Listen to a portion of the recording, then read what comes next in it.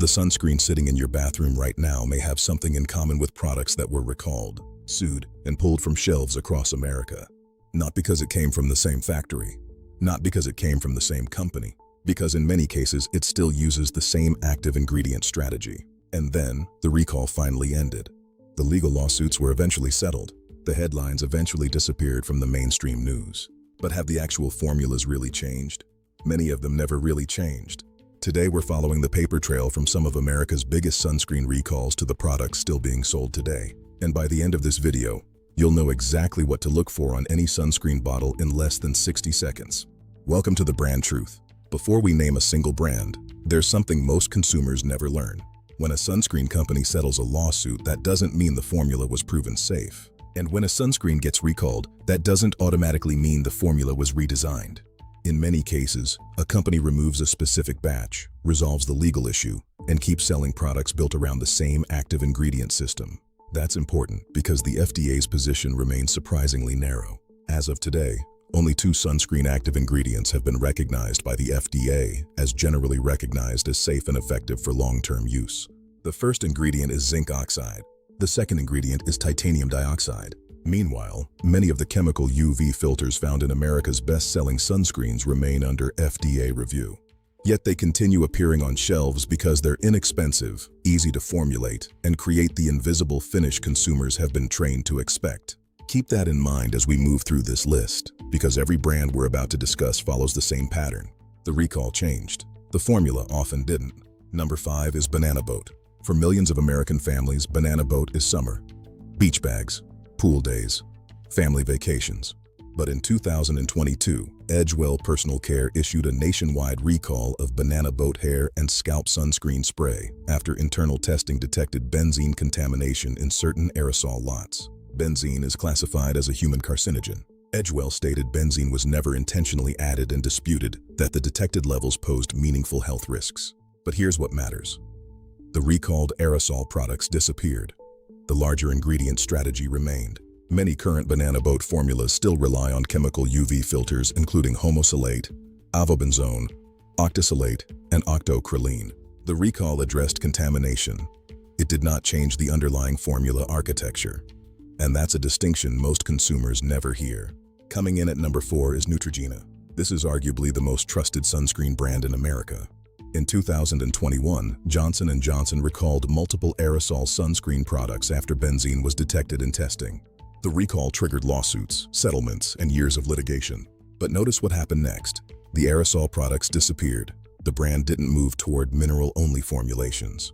Many of its most popular sunscreen lotions still rely on the same family of chemical UV filters that remain under FDA review. For consumers who believed switching from spray to lotion solved the entire issue, the story may be more complicated than the headline suggested.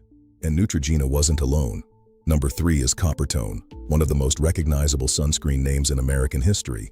In 2021, Coppertone recalled multiple aerosol sunscreen lots after benzene was identified during testing. The recall eventually led to litigation and a multi-million-dollar settlement. The company also agreed to conduct additional benzene testing for a defined period. But after the testing window closed, one thing remained unchanged. Many Coppertone products still use the same group of chemical UV filters that generated broader questions about long-term safety and systemic absorption.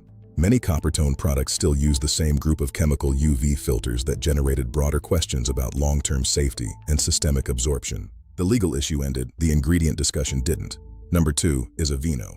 Aveeno built its reputation around a single idea: gentle, natural, sensitive skin friendly, which made the 2021 aerosol sunscreen recall especially surprising. Aveeno products were included in the same Johnson & Johnson benzene recall that affected Neutrogena, which made the 2021 aerosol sunscreen recall especially surprising. Aveeno products were included in the same Johnson & Johnson benzene recall that affected Neutrogena. The recalled products disappeared, but many Aveeno sunscreen formulas still contain chemical UV filters such as homosalate, octosalate, and octocrylene. For parents choosing a sunscreen based primarily on the word gentle, that's a very different question than whether a recall has already been resolved. And now we arrive at number 1. Because this brand wasn't challenged over contamination, it was challenged over its marketing. Number 1 is Hawaiian Tropic, also owned by Edgewell. The controversy centered around the brand's reef-friendly messaging.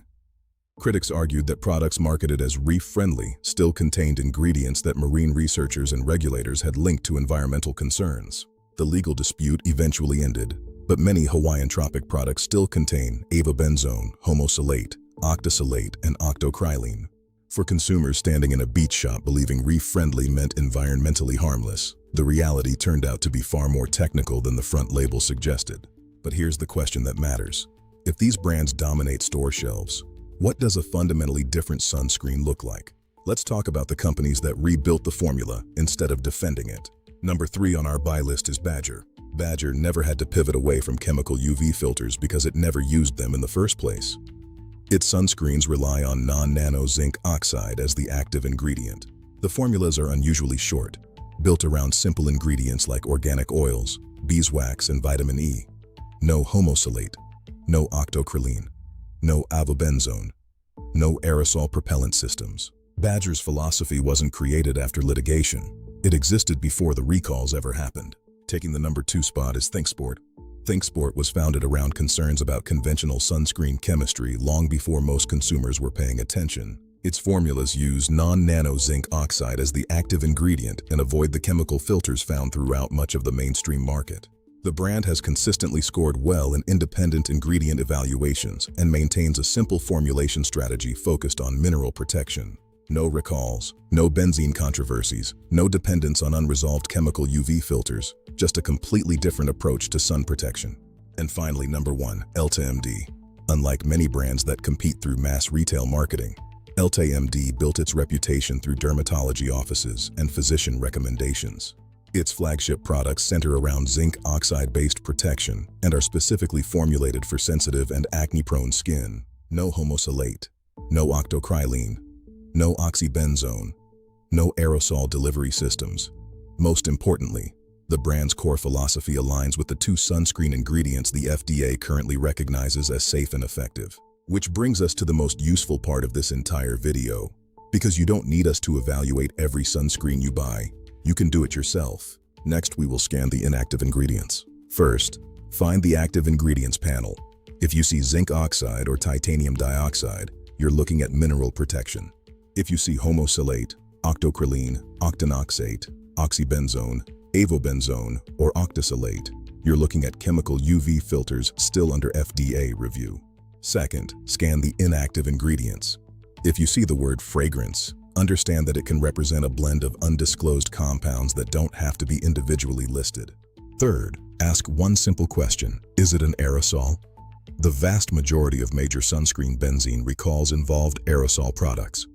A lotion, cream, or stick removes that propellant system entirely. 3 checks, 60 seconds. A skill you'll use for the rest of your life.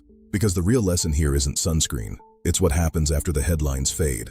A recall removes products. A settlement closes a case. Neither automatically changes a formula. The companies on today's buy list didn't become different after controversy. They were built differently from the start. And that's the pattern most labels never tell you. At the brand truth, the label is never the whole story.